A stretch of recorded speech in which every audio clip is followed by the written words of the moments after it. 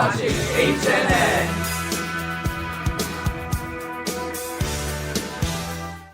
Good morning, Huskies. Welcome back to the highlight of your Fridays, HNN. I'm Gianfranco. And I'm Miss Pagano. It's officially Q2, which means it's time to lock in and lock up. That's right, Gian. On Monday, the first day for the Yonder pouches were implemented. Here's some footage of how the first day went this week. My name's Christina Marino. It's November 18th. I'm reporting for HNN.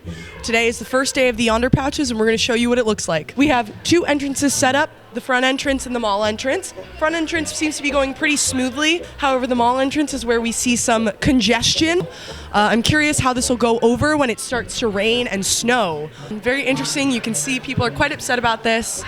I wish I had my phone so I could tell you the time, but unfortunately I do not. I'm a law-abiding citizen. My phone is in its Yonder pouch. The line is getting longer.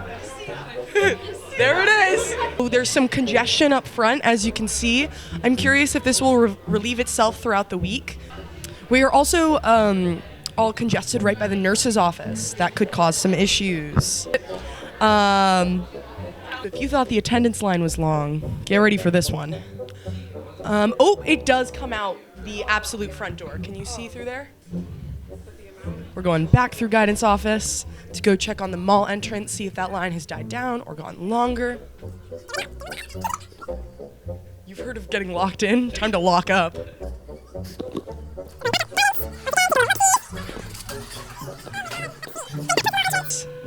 Oh, there's the first bell, and people are still waiting in line to have their phones locked up. Wow, the line in the mall entrance has actually died down. So it seems to be that this group of welcomers are far more efficient than the front office. I am Summer Reinhard reporting for HNN, except only for Mr. Spence. I think it's time to invest in wristwatch technology. I don't even know what the hell time it is, and I think get a watch, right? It's time to get a watch. Time to get a watch. The lesson is that we don't have to rely on cell phones. 0 people on their phone, but many angry teenagers. What I'm curious about is what is going to happen when late passes need to be given. Will these administrators stay out here for a long time, or will they just go and hope that people lock up their pouches? And if you're late, the late line is already long. Is it going to get longer? It's already congested. A refresher has spilled on the floor. Terrible for the school community. And honestly, why are they even doing this? Now I'm late for school. Now I'm late for class. I have to wait in this long line. This is terrible for the economy. Mark my words. Bye.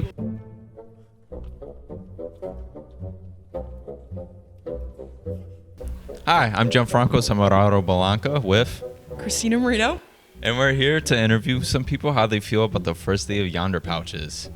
Let's go. Let's go.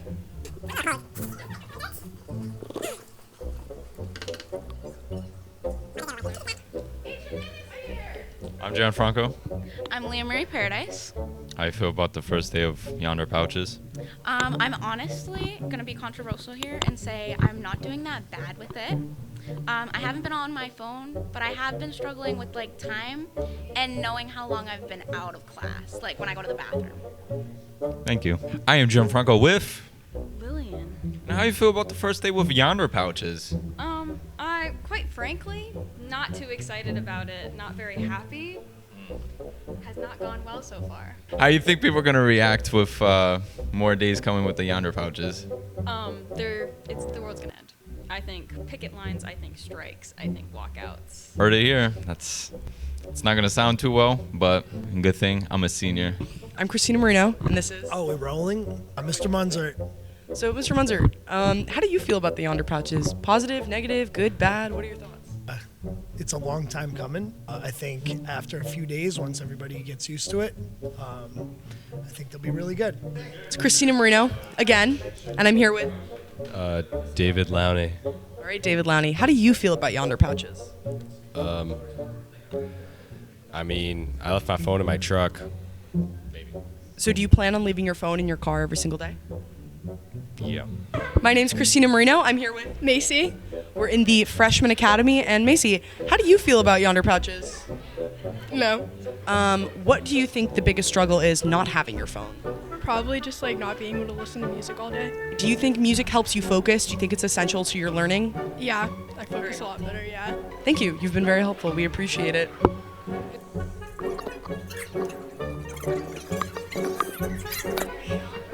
So there seems to be some struggle with the actual magnet mechanism. As you can tell, it's getting quite hectic in here.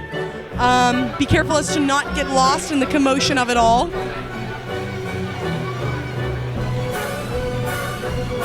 Here we've got Ava Cabral herself. I'm Christina Marino. I'm Gianfranco Samararo Blanca. And this concludes day 1 of the Yonder Pouches.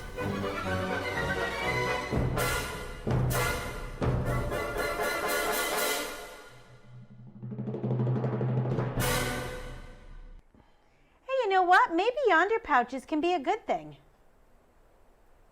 Anyways, Hey, Gian, did you watch the Powderpuff game on Monday?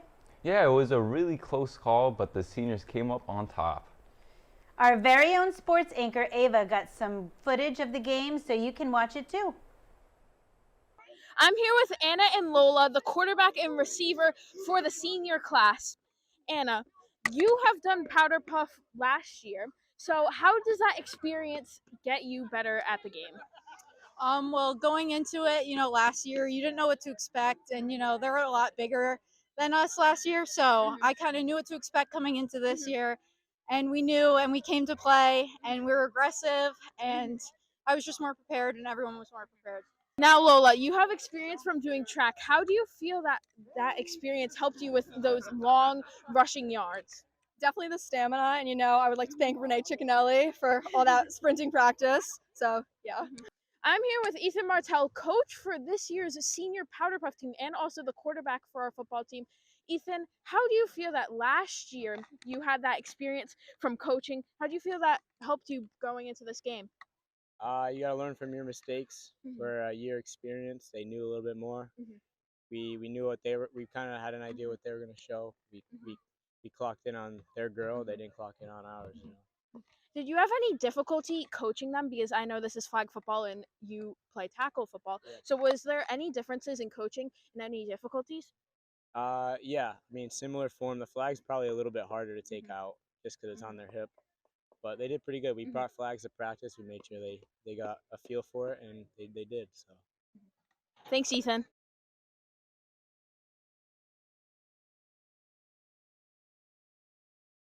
Do I have your attention? Let's go.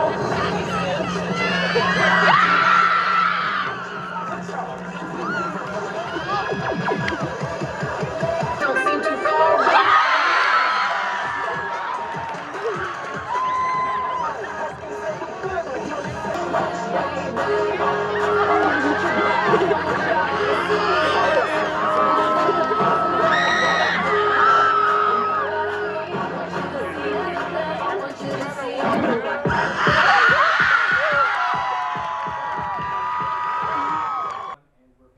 Thanks, Ava. Well, that's a blow for the juniors.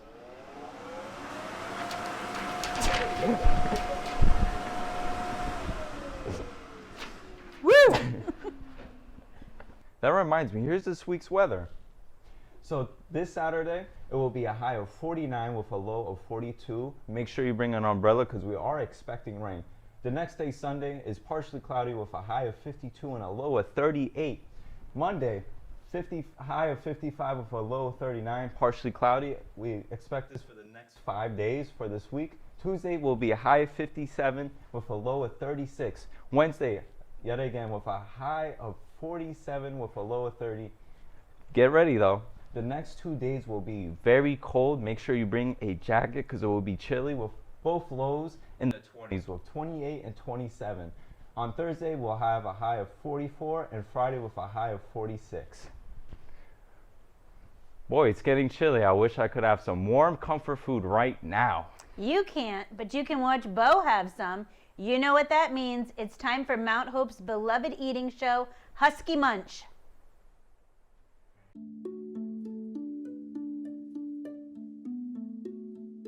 We are back with another episode of Mount Hope's popular eating show, Husky Munch. I'm Bo.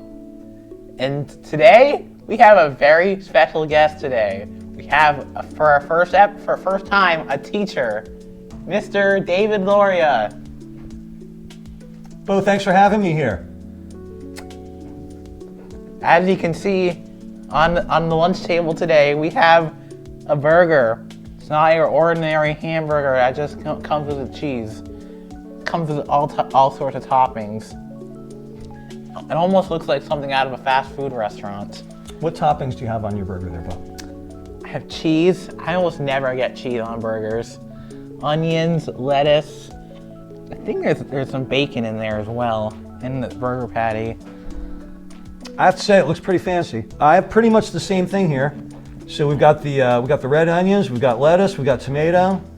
There's cheese, there's bacon under there. Why do they call them red onions? They look purple. You know, that's a good point. I don't know. White onions are yellow a lot of the time too. Yeah. Yeah, there's a whole onion problem in this country. Finally, time to dive in. Okay. This is gonna be great. All right.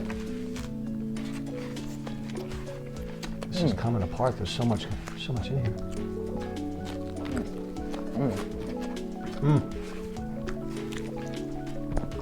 That's a good burger. There's a nice crunch. Nice flavor. Oh, do you have a favorite fast food burger? I don't actually eat fast food burgers. I normally go for a chicken sandwich. Or really? Chicken nuggets. Okay. I eat burgers at home. I don't usually eat cheese in them. This burger reminds me of the Husky burger, if you know what that is. They haven't had it on our menu in like since like last year in a couple months. It had like double patties, onion rings, a special sauce. They need to bring it back. They had that here at our cafeteria. Yeah. All right. Because that sounds like a pretty special order there. You used to serve it like every Friday. Are you sure they didn't just make that one for you? No, they didn't. Okay. All right. Well, they made it for the students. What do we think about these potatoes? You can't call them French fries. They're wedges. Potato wedges. Yeah. These look actually better than French fries. I almost expected them to come with regular French fries, but seeing that this is a fancy burger, they come with like a fancy side. I have some ketchup here if you want to shut up. It tastes exactly like a fast food French fry. They always come served with milk. Well, they don't actually serve the lunch milk. You have to get the milk yourself. Everyone pretty much orders chocolate milk. As you can probably tell with the last few episodes of Husky Munch. Tastes like chocolate milk. Up. So that's mustard? The ultimate sauce. Exciting. Only on Husky Munch can you see people doing this. Okay, so that looks to be about 1 part mustard, 2 parts ketchup, and 1 part mayo. So I don't know if it's gonna taste good. There we go. We're gonna mix that, and that's making it's brown. Not particularly appetizing brown color. I don't know of any foods that are actually like that. Let me see how it is. Yeah, you go first.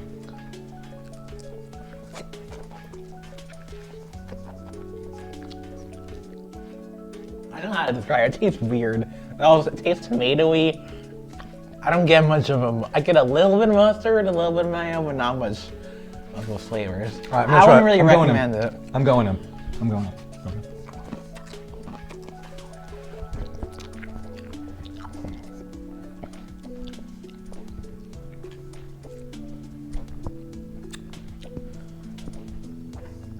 Well, anyways, I give this lunch like a 9.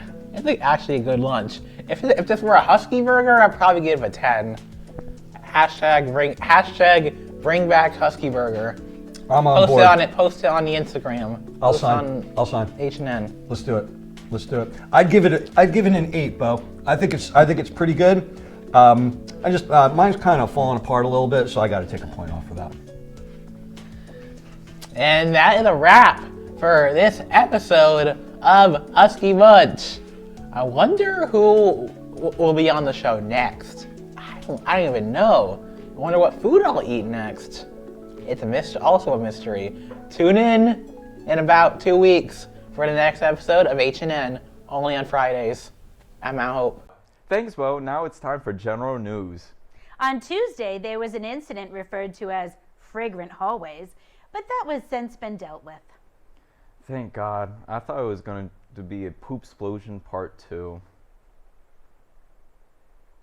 Moving on, the report cards were released, so make sure to check those out. If you're disappointed in your grades, make sure to take advantage of the National Honor Society tutoring during extended day. On November 27th, 4 to 8, the class of 2025 is hosting a fundraiser at Chipotle in Barrington. Bristol is hosting their 240th 4th of July button contest. The deadline is Saturday, January 25th, 2025. Mount Hope's Art and Literary magazine Mental Note is looking for submissions. All inquiries can be brought to Miss Ingetti. November 25th, Mount Hope will be hosting a teacher versus students varsity basketball game at 5:30 p.m. in the Mount Hope gym. Public admissions is $5. That's all for now, folks. We'll see you all when we come back from break. And remember, Huskies, have a wonderful weekend. weekend. HNN.